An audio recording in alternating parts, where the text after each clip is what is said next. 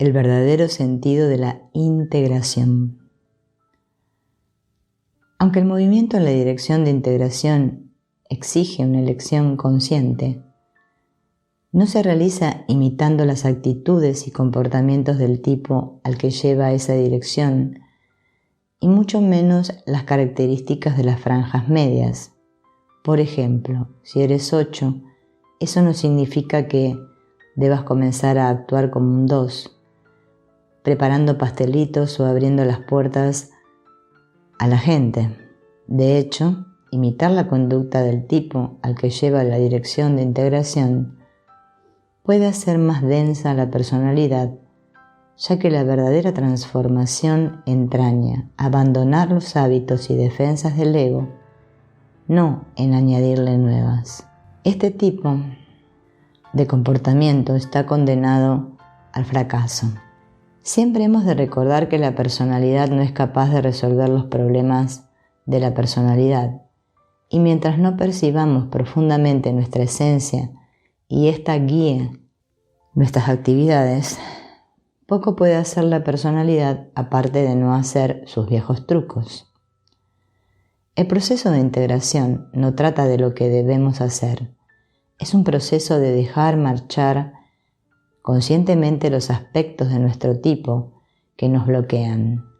Cuando dejamos de aferrarnos a defensas, actitudes y temores, experimentamos un desarrollo y un equilibramiento orgánicos tan naturales como la eclosión de una flor.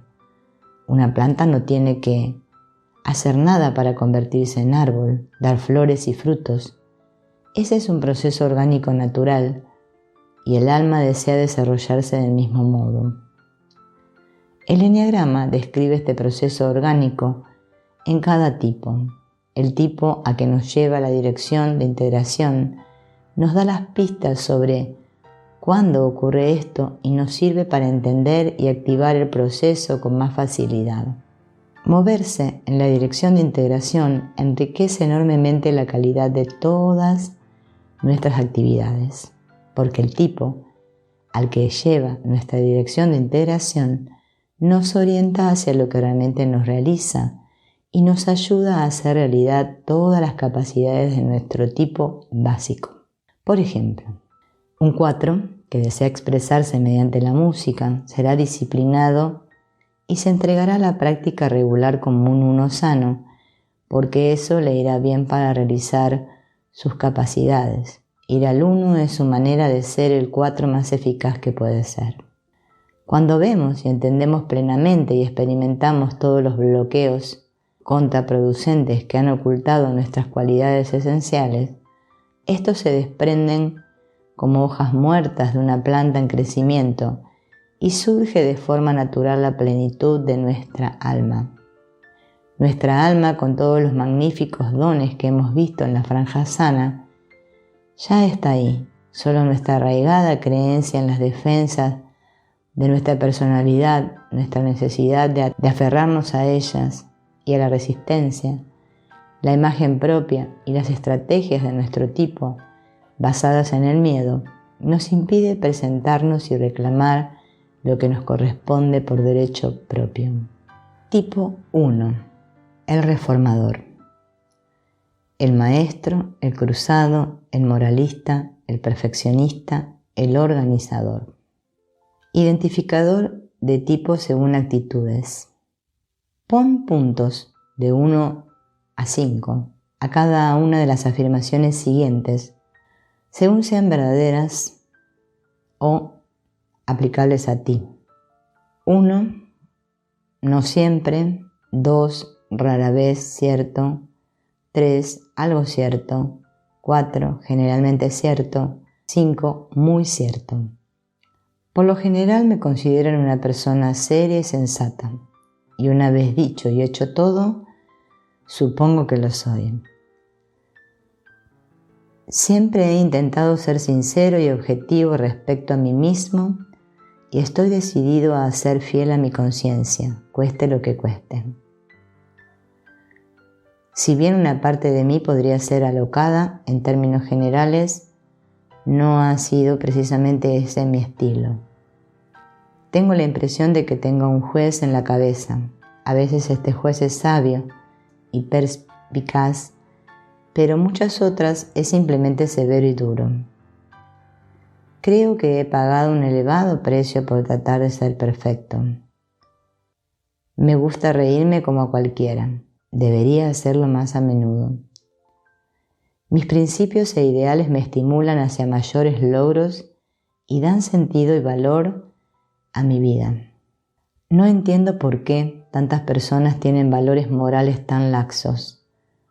Depende tanto de mí que se hagan las cosas que tengo que ser más organizado y metódico que los demás. Me imagino que tengo una misión personal, tal vez una vocación para algo superior, y creo que durante mi vida podría realizar algo extraordinario. Detesto los errores, por lo tanto tiendo a ser muy minucioso para asegurarme de que las cosas se hagan bien.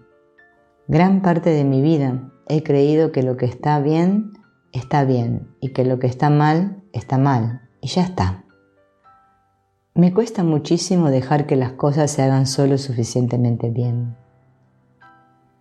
Han recaído muchas responsabilidades sobre mis hombros.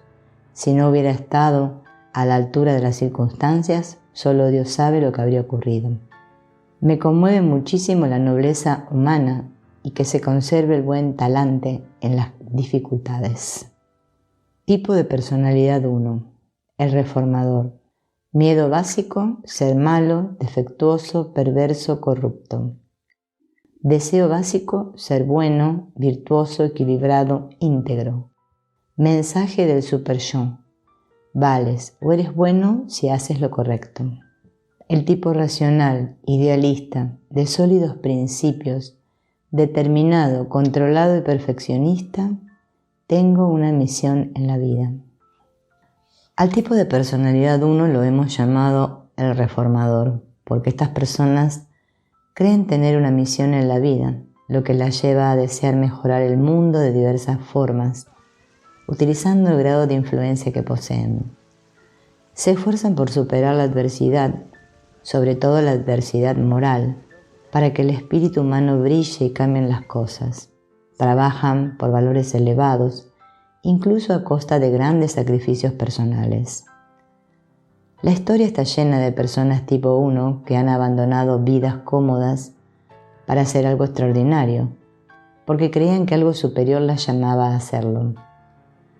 Durante la Segunda Guerra Mundial, Raoul Wallenberg abandonó su cómoda vida de clase media para trabajar en la protección de miles de judíos europeos de los nazis invasores. En India, Gandhi dejó a su esposa, su familia y su próspera vida de abogado para convertirse en defensor itinerante de la independencia de un país y promotor de cambios sociales no violentos. En Francia, Juana de Arco dejó su pueblo para restablecer en el trono al delfín y expulsar del país a los ingleses. El idealismo de cada uno de estos uno ha inspirado a millones de personas. Los unos son personas de acción práctica, desean ser útiles en el mejor sentido de la palabra. En algún plano de la conciencia, sienten que tienen que cumplir una misión en la vida, aunque solo sea para hacer disminuir en lo posible la confusión que ven en su entorno. Si bien tienen claros sus propósitos, es característico en ellos que también crean que deben justificar sus actos ante sí mismos y muchas veces también ante los demás. Esta orientación los hace dedicar muchísimo tiempo a reflexionar sobre las consecuencias de sus actos, así como evitar actuar contrariamente a sus convicciones. Debido a esto, suelen persuadirse de que son personas cerebrales, racionales, que solo actúan apoyadas en la lógica y la verdad objetiva. Pero el verdadero cuadro es algo diferente.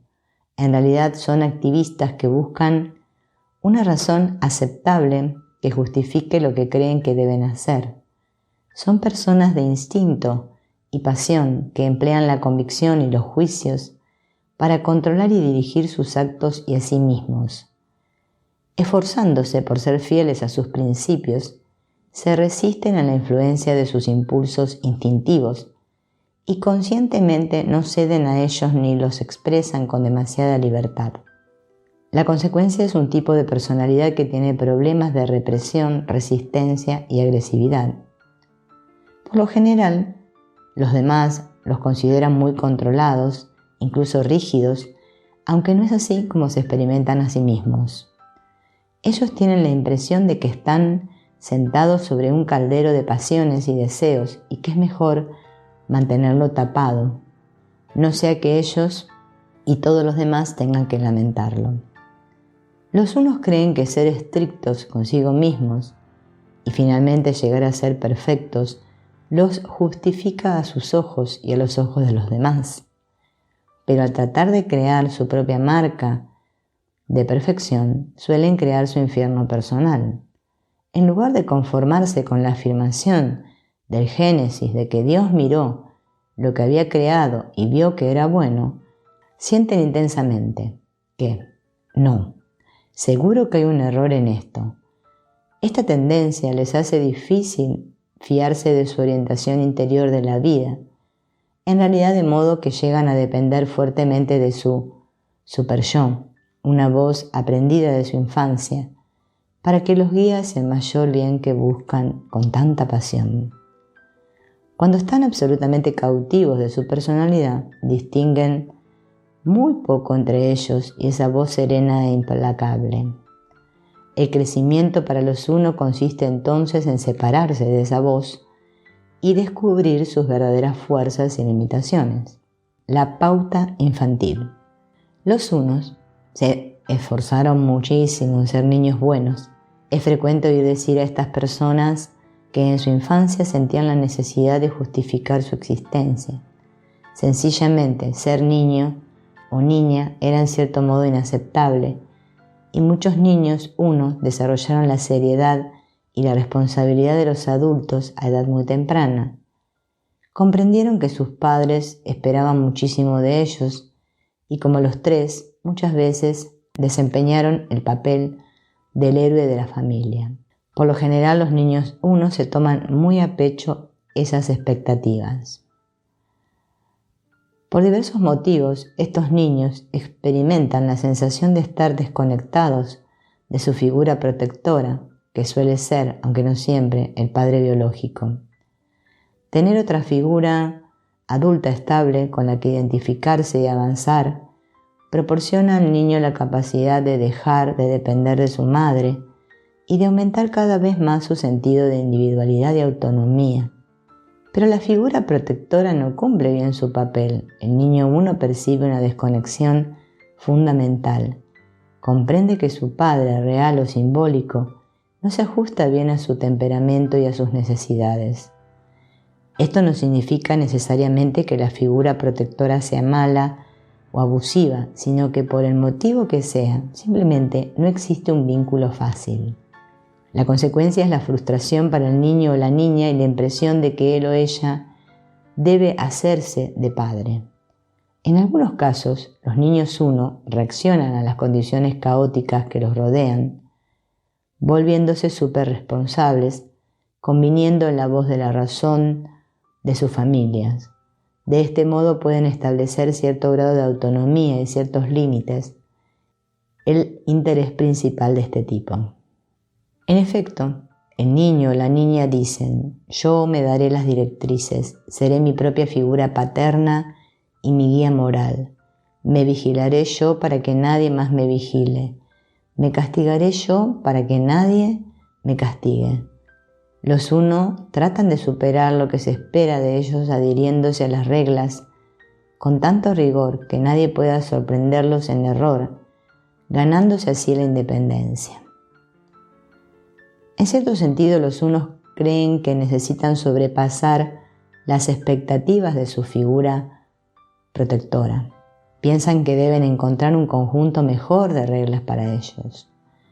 Ellos deciden lo que está bien y lo que está mal, pero al hacerlo el niño se siente culpable por juzgar a su figura protectora. Para escapar a ese sentimiento de culpabilidad por su situación, Los niños 1 se construyen una identidad que les permite verse buenos y responsables, y a los demás perezosos, descuidados o por lo menos correctos y maduros que ellos. Estas autojustificaciones se convierten en los cimientos de su identidad y de la pauta emocional que irán reconstruyendo a lo largo de sus vidas. Los subtipos alas. El 1 con ala 9, el idealista. Ejemplos: Platón, Gandhi, Sandra O'Connor, George Harrison, etc. Tipo sano. Las personas de este subtipo son muy perspicaces, juiciosas y civilizadas. Pueden ser académicas y eruditas y conservan una postura filosófica y objetiva centrada en intereses de amplio espectro, el cuadro grande. Tal vez muestren rasgos de introversión y serán huraños y busquen con frecuencia alivio de la multitud enloquecida en lugares silenciosos y naturales. Son reservadas emocionalmente, pero generosas, amables y consideradas. Por lo general les encanta la naturaleza, los animales y la inocencia, donde quiera que los encuentren. Desean mejorar las cosas, pero con una actitud más dulce, más parcial que los otros 1. Medio. Idealistas y menos propensas a meterse en la política y el trabajo sucio necesarios para realizar las reformas de que son partidarias, las personas en la franja media de este subtipo prefieren explicar sus ideales a convencer personalmente a otros de su bondad. La rabia que se ve en los 1 es más difícil de detectar en este subtipo que en el otro, que tiende a expresarse con rigidez, impaciencia y sarcasmo. Prefieren estar solas, buscan situaciones en las que puedan trabajar solas para evitar enfrentarse a la decepcionante confusión de las relaciones humanas. Podrían ser más distantes, poco realistas e impersonales que las del otro subtipo, posiblemente desdeñosas, elitistas y altivas con sus prójimos. El 1 con ala 2, el abogado. Ejemplos: Hillary Clinton, Celine Dion, John Bradshaw, Emma Thompson, Jane Fonda, etc. Sano. Las personas de este subtipo combinan la búsqueda de ideales y elevados principios con simpatía y comprensión por los demás. Menos idealistas puros que el otro subtipo, se interesan de verdad por mejorar la humanidad y están más dispuestas a meterse en las trincheras y realizar los cambios que defienden. También son más abiertamente apasionados, disfrutan con el toma y daca de la participación política. Las personas de este subtipo son persuasivas y se desviven por conseguir que los demás se interesen por las causas y creencias que ellas exponen. Medio. Muy activas y extrovertidas, las personas de la franja media de este subtipo pueden ser muy agresivas y enérgicas en su esfuerzo por realizar los ideales y reformas que desean.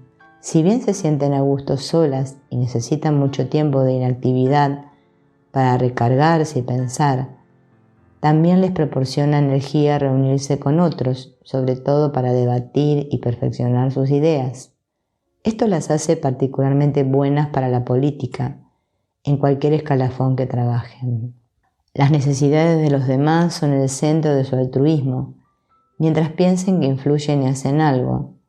Cuando se sienten frustradas suelen ser muy críticas, irritables y estentorias para poner de manifiesto sus descontentos. También son más vehementes y orientadas a la acción que las del otro subtipo, de modo que es mayor la posibilidad de que se sientan frustradas por las personas y los acontecimientos.